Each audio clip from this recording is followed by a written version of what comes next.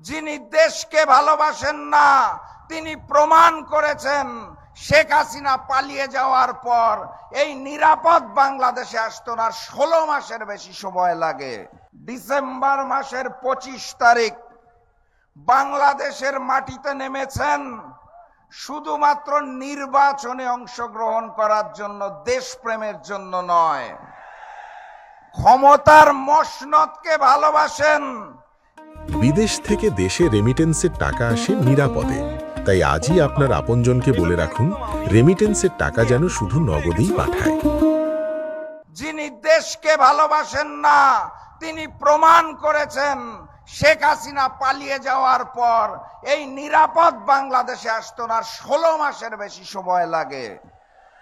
তাও ওনাকে আমরা গুপ্ত বলি নাই।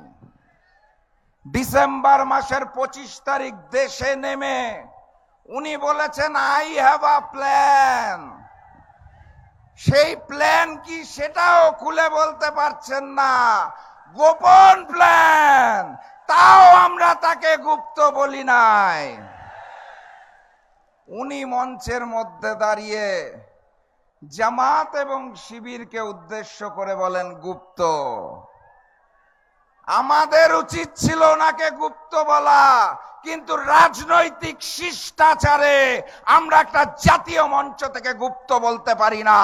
এটা জনাব তারেক রহমানকে শিখতে হবে।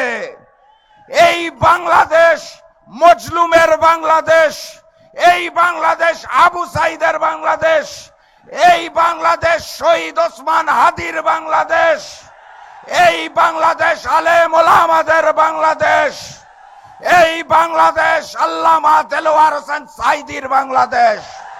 এই বাংলাদেশ কোন চাঁদাবাজের নয়।